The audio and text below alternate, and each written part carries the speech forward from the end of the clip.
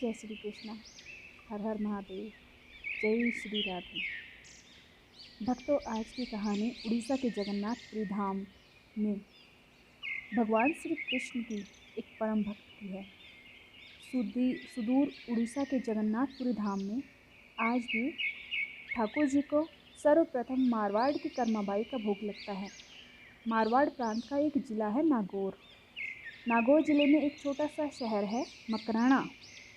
UN ने मकराना के marble को विश्व की ऐतिहासिक धरोहर घोषित किया हुआ है। ये वहाँ की क्वालिटी की वजह से है जो वहाँ पर मार्बल है। लेकिन क्या मकराना की पहचान सिर्फ यहाँ के मार्बल से ही है? जी नहीं। मारवाड़ एक प्रसिद्ध भजन के लिए भी विख्यात है,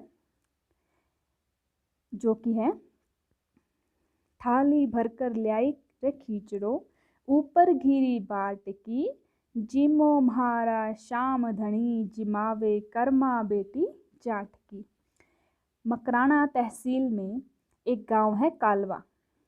कालूराम जी जाट के नाम पे इस गांव का नामकरण हुआ है कालवा।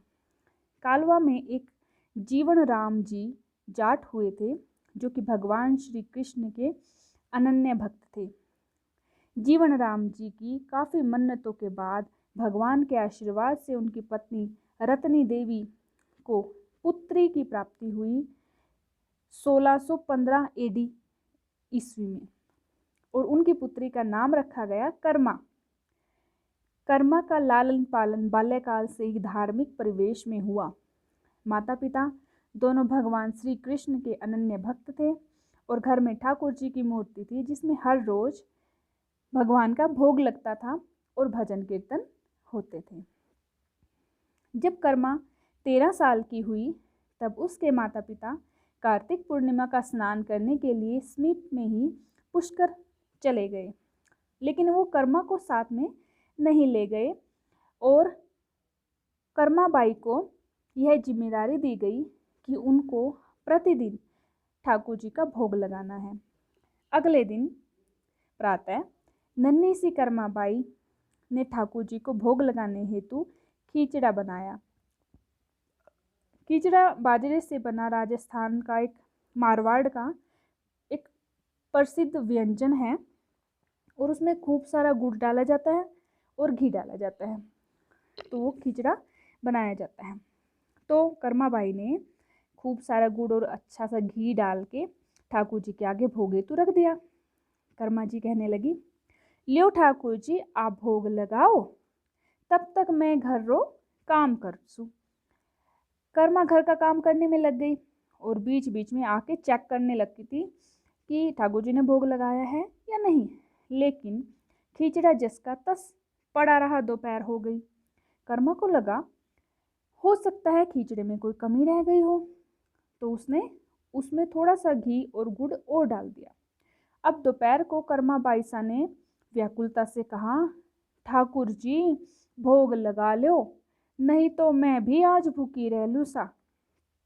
शाम हो गई, ठाकुर जी ने भोग नहीं लगाया और इधर बेचारी नन्ही कर्माबाई भूख से व्याकुल होने लगी, क्योंकि उसने भी कुछ नहीं खाया था जब तक ठाकुर जी भोग नहीं लगाए, और बार बार ठाकुर जी के मनुहार करने लगी भोग लगाने के लिए। अब नन्ही कर्माबाई की अरदास सुन के ठाकुर जी की मूर्ति से साक्षात भगवान श्री कृष्ण प्रकट हुए और बोले, कर्माबाई सा तुम्हारे पर्दो तो करे हो ही नहीं हो, तो मैं भोग क्या लगाता। अर्थात कर्माबाई तुमने मुझे पर्दा तो किया ही नहीं है, तो मैं कैसे भोग लगाऊं। तो कर्माबाई कहने लगी, ओह इतनी सी तो बात थे, मने तड़के ही बोल देते हो भगवान। अर्थात इतनी सी तो बात थी, सुबह ही बता देते मुझे, रात कर दी आपने। कर्माबाई ने अपनी ओढ़नी, जिसको मारवाड़ी में लुंकड़ी कहते हैं, अपनी ओढ़नी से, मतलब जो उन्होंने चुन्नी ओढ़ी हुई थी, उससे ऐसे पर्दा किया कि वो ठाकुर जी की मूर्ति ढक गई, और हाथ से पंखा हिलाती है। कर्मा की ओढ़नी की ओट में ठाकुर जी खिचड़ा खा के अंतर ध्यान हो जाते हैं। अब कर्मा का तो ये नित्य क्रम बन गया। रोज़ सुबह कर्मा खिचड़ा बना के ठाकुर जी को बुलाती। ठाकुर जी प्रकट होते, कर्मा की ओढ़नी की ओट में बैठ के खिचड़ा खाते और अंतर्ध्यान हो जाते। अब माता पिता जब पुष्कर से तीर्थ करके वापस आते हैं तो देखते हैं कि गुड़ का मटका जो भरा हुआ था वो तो खाली होने के कगार पे है। तो उन्होंने कर्मा से पूछा। कर्मा बाई ने कहा, मैं नहीं खायो गुड़, ओ गुड़ तुम्हारे ठाकुर जी खा गयो। अब माता पिता सोचते हैं कि कर्मा ने ही गुड़ खाया होगा, इसीलिए झूठ बोल रही है।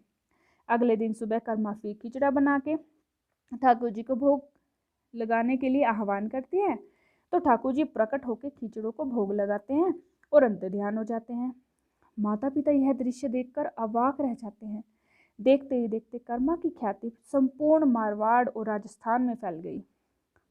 जगन्नाथ के पुजारियों को जब मालूम हुआ कि मारवाड़ के नागौर में मकराना के कालवा गांव में रोज ठाकुर जी पधार के कर्मा बाई के हाथों से खिचड़ा जीमते हैं, तो वो कर्मा को पुरी में बुला लेते हैं। कर्मा अब जगन्नाथपुरी में खिचड़ा बना के ठाकुर जी के भोग लगाने लग जाती है। ठाकुर जी पधारते हैं, कर्मा की लुंकड़ी में अर्थात उनकी ओढ़नी की ओट में खिचड़ा जीमते हैं और अंतर्ध्यान हो जाते हैं। कुछ समय पश्चात कर्मा बाईसा का जगन्नाथपुरी में ही देहावसान हो जाता है। ये कथा हमें बताती है कि अगर हमारे मन का भाव सच्चा है,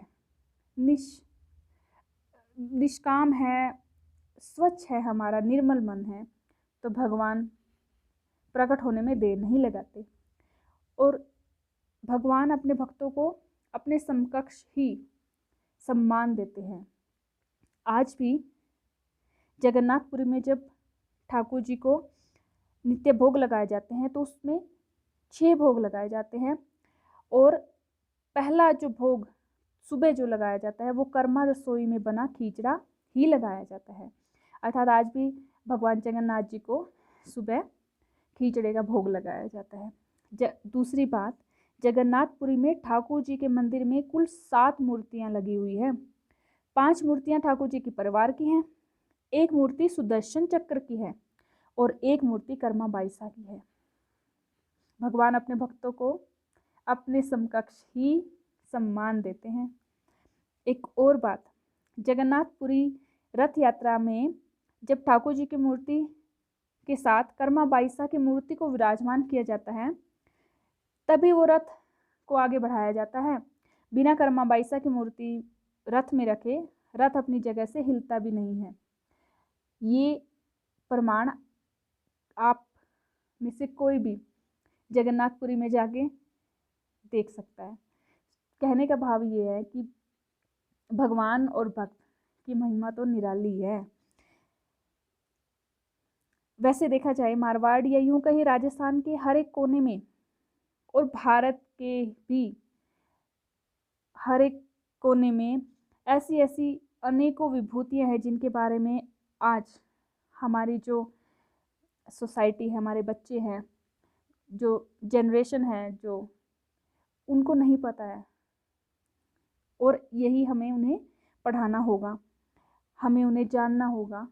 हमें अपनी संस्कृति, अपने हिंदू धर्म, अपने साहित्य, भगवान की भक्ति और उनके भक्तों की महिमा अपने आने वाली जनरेशन को बचपन से ही सिखानी होगी ताकि उन्हें भगवान की भक्ति, निश्चल प्रेम, हमारी संस्कृति का पता चले।